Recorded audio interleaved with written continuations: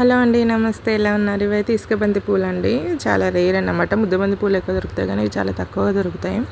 And అక్కడ బూడిద గుమ్మడికాయ ఉంది. బాగున్నాయి కదా పూలైతే. ఇవైతే పోకబంతి పూలు అంటారు. బతుకమ్మని ఇవి పేరుస్తే సూపర్ లుక్ వస్తుందండి. అసలు వల్లిపోతుందరా. ఇదైతే పాలకూర నారు. కొంచెం తోటకూర ఉంది పక్కన. ఇదైతే చుక్క కూర అండి.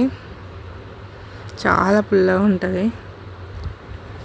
ఒక కట్టేస్తే మనకి ఒక వన్ డేకి ఇంకా పప్పుకి సరిపోతుంది అన్నమాట.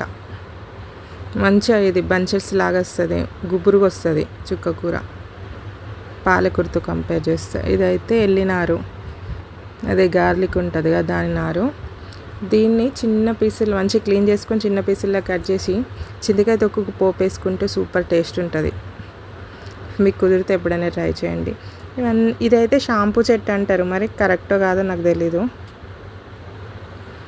ఇవి 1000 వరాహాల పూలు, కాకపోతే చెట్టులాగా పెరగలేవు, మొక్కల్లాగానే ఉండిపోయినాయి.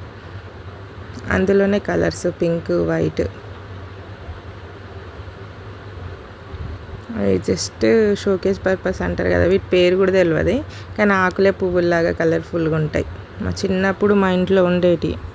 ఇప్పుడు ఇల్లు లేదు, చెట్లు లేవు, మొక్కలు లేవు, అన్నీ పోయినాయి. ఎందుకని బాగుంది కదా. చెట్టు పేరు తెలిస్తే కామెంట్ చేయండి. ఇదైతే వంకాయ తోట.